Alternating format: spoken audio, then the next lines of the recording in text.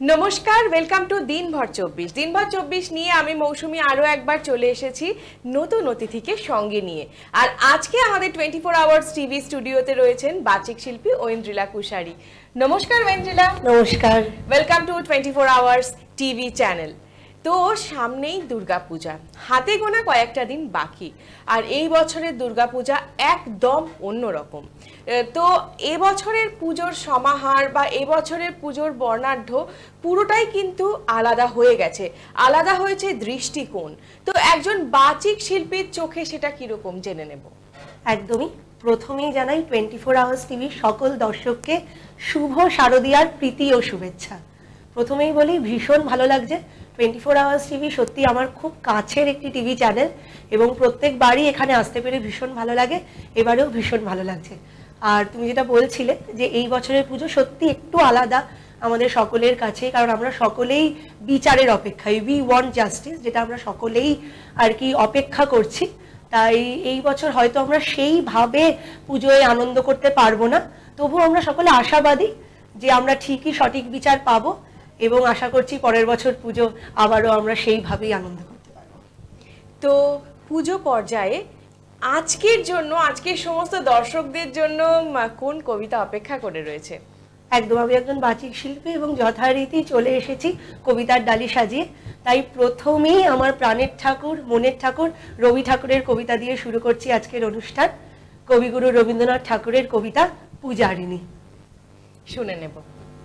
সেদিন শারদ দিবা অবসান, শ্রীমতী নামে সে দাসী, পুণ্য শীতল সলিলে নাহিয়া, পুষ্প প্রদীপ থালায় বাহিয়া, রাজমহিষীর চরণে চাহিয়া নীরবে দাঁড়ালো আসি।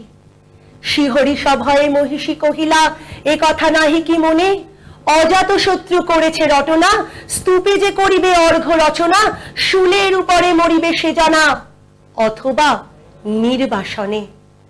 সেথা হতে ফিরি গেল চলি ধীরে, বধূ অমিতার ঘরে, সমুখে রাখিয়া স্বর্ণ মুকুর, বাঁধিতেছিল সে দীর্ঘ চিকুর, আঁকিতেছিল সে যত্নে সিঁদুর, সীমন্ত সীমা পরে।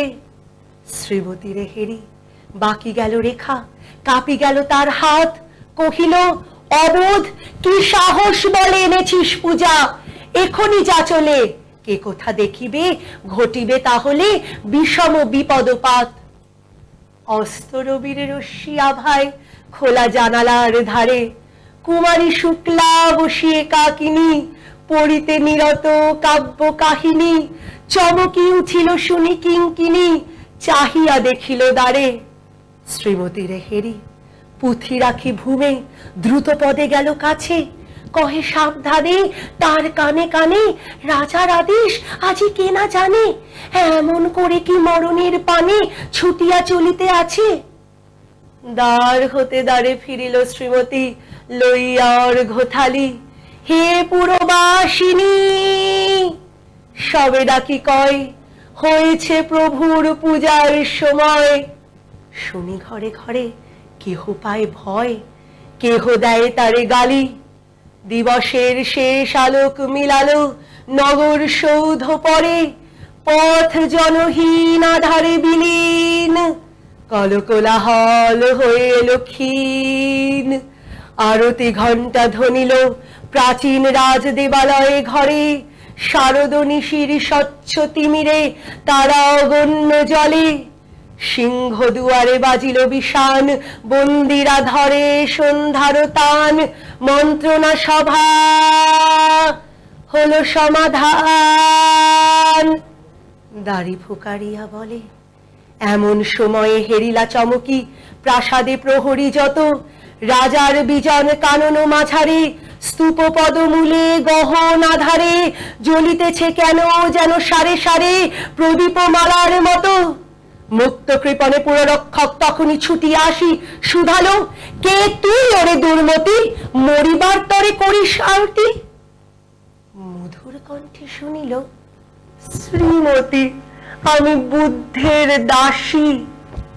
সেদিন শুভ্র পাষাণ ফলকে পড়িল রক্ত লিখা, সেদিন শারদ স্বচ্ছ নিশীতে প্রাসাদ কাননে নীরবে নিভৃতে স্তূপ পদমূলে নিবিল চকিতে শেষ আরতির শিখা। অসাধারণ সুন্দর, আর এত সুন্দর পরিবেশন যেটা অনবদ্য, এর আগেও আপনারা শুনেছেন। তো অসাধারণ একটা কবিতা শোনার পরে আমার তো কবিতা শোনার ইচ্ছেটাই বেড়ে গেল দর্শকদের মতোই। তো আরো একটা কবিতা শুনে নেব। একদমই। আমি বলি যে এই বছরের পুজো আমরা জানি যে একটু অন্যরকম ঠিকই, কিন্তু তবুও পুজো কিন্তু আমাদের সকলের কাছে, এটা তুমিও মানবে যে আমাদের সকলের কাছে কিন্তু সার্বজনীন উৎসব, এবং এই সময়টায় কিন্তু পৃথিবীর যে প্রান্ততেই বাঙালিরা রয়েছেন তারা কিন্তু সকলেই আনন্দ হই হুল্লোড়ে মেতে ওঠে। তাই আমরাও তার ব্যতিক্রম নই। আমরাও কিন্তু এই সময় আগে থেকেই নতুন জামা কাপড় কিনে, নতুন জামা কাপড় পরে প্যান্ডেল হপিং এবং দেদার আড্ডা, এই নিয়েই কিন্তু আমাদের পুজোর সময় কাটে। এবং আড্ডা যখন বলছি, এখন আড্ডা নিয়েই আমার পরবর্তী নিবেদন শোনাচ্ছি। এই কবিতাটা মানে আমি শুনেও ছিলাম, কিন্তু আড্ডা দিতে দিতেই পিকনিকের মুডে এই কবিতাটা আমার শোনা। কবি অতনু চট্টোপাধ্যায় লেখা এই কবিতাটি এখন শোনাচ্ছি। অবশ্যই। কবিতা আড্ডা, কবি অতনু চট্টোপাধ্যায়। আমি ঠিক পৌঁছে যাব কাক ভোরে 7 সকালে, এড়িয়ে যায় কি থাকা তুমি যদি ডাক পাঠালে। সরিয়ে লেখো গেলাসগুলো, সুরেতেই মগ্ন হব, বাউলের এক তারাতে যেন ঠিক মাতাল হব।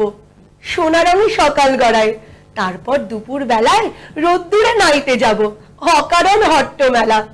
আমি তুমি সঙ্গে আছি, আরো যত পাগল আছে ডেকে নেবো গানে কবিতায়, এক ছুটে আসবে কাছে। বিলাগাম সময় গড়ায়, কে বা তাকে কি আর করে, কোণে দেখা আলোয় যখন 4 পাশ উঠল ভোরে। তারপর সন্ধে ঘনায়, খোলা ছাদে আকাশ তলে জমাটি আড্ডা হবে, আড্ডা হবে সদল বলে। বাকি সব যেমন তেমন, আড্ডায় থাকবো মেতে, আড্ডাবাজির রাত পোহাবে সূর্যোদয়ের রঙিন পুবে। অসাধারণ সুন্দর।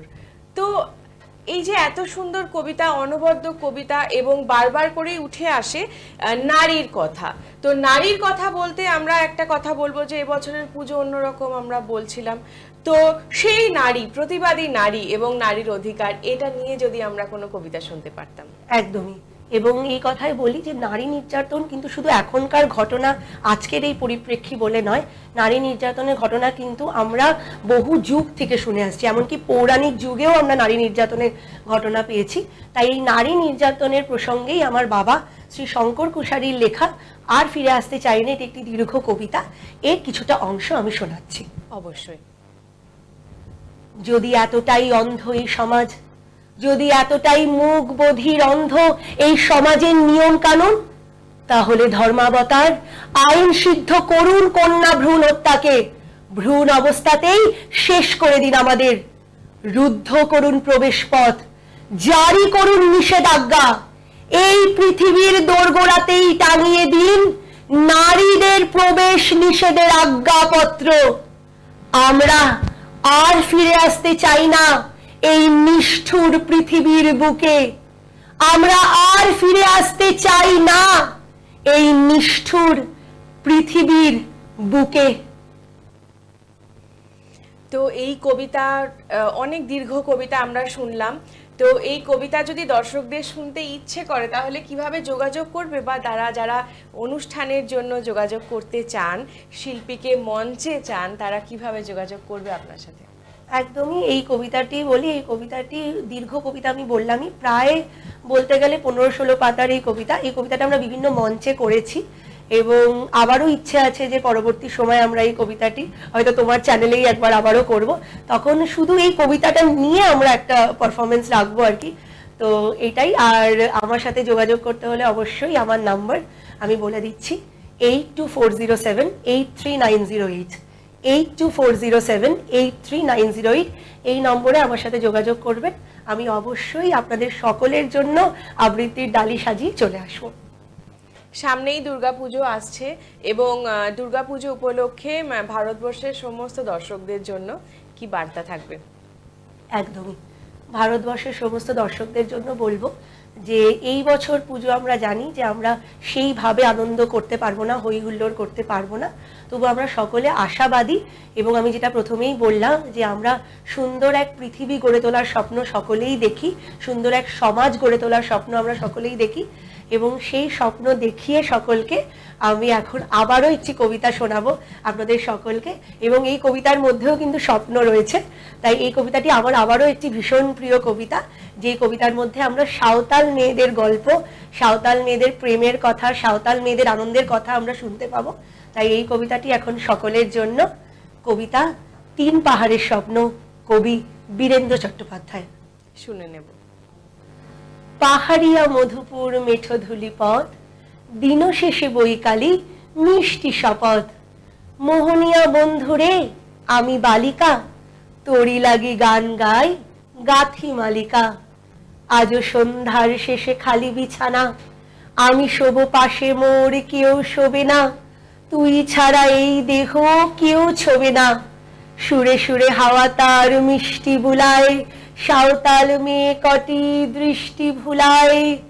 দিন শেষ ধুধু মাঠ, ধুধু মেঠো পথ, সাঁওতাল মেয়ে কটি ছড়ালো শপথ। হাওয়ায় হাওয়ার মতো তাদের শপথ। আই মেতে নি আজ রাতে, চাঁদ কুড়ানো মাঝরাতে, আবছা আলোর কান্নাতে মুখ রেখে তুই ঝর্ণা ধারে আয়। আয় জোয়ানের মন জ্বালা, নাচ দিয়ে সই গাথমালা, চুমুর গেলাস মদ ঢালা, দে ছুড়ে দে তিন পাহাড়ের গায়। আহা মাদল মাতাল মাদল বাজছে তোরই জন্যেলো, খুশির হাওয়া পাগলা হাওয়া গান দিল রাজকন্যেলো। আয় কাছে আয় মন দিল, আয় কাছে আয় মন দিল। চোখ কেন তোর কাঁপছে মেয়ে, বুক কেন তোর দুলছে, গাল দুখানি লালচে শরীর সাপের মতোই ফুলছে। কাকিমার বিচ্ছো বললো, কোন ছেলে তোর কি করলো, মাদল ভেবে কেউ কি তোকে আজকে বাজালো। ফুল দিয়ে নয় ফাঁক ছড়িয়ে বিকেল সাজালো, কেমন দিবি সাজারে আর যাবিনি পাহাড়ে, আর যাবিনি পাহাড়ে, আর যাবিনি পাহাড়ে। এত গান আকাশে, এত গান বাতাসে, সাঁওতাল মেয়ে চিপ কপালে, ছেলেটি পিছন তবু নিল কি বলে। রাঙা ফুল মেয়েটির খোপায় জলে, ছেলেটি বাজালো বাঁশি তবু কি বলে। এত মদ আকাশে, এত মদ বাতাসে, নেশা যেন ধরে যায় ছেলেটির বাঁশিতে। মনে হয় দোষ নেই ভালোবাসা বাসিতে, তবে চাঁদ সরে যাও, যাও তাহলে।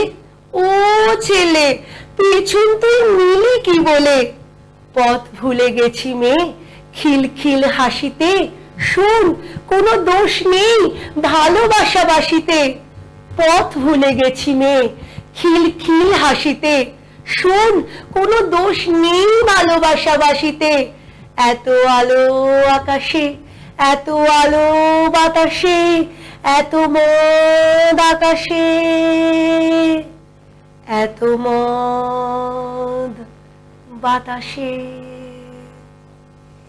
অসাধারণ সুন্দর, অসংখ্য ধন্যবাদ আমাদেরকে এত সুন্দর কবিতা পরিবেশন করে শোনানোর জন্য এবং স্টুডিওতে আসার জন্য। পরবর্তী অনুষ্ঠানের জন্য চোখ রাখুন শুধুমাত্র 24 আওয়ার্স টিভি পর্দায়।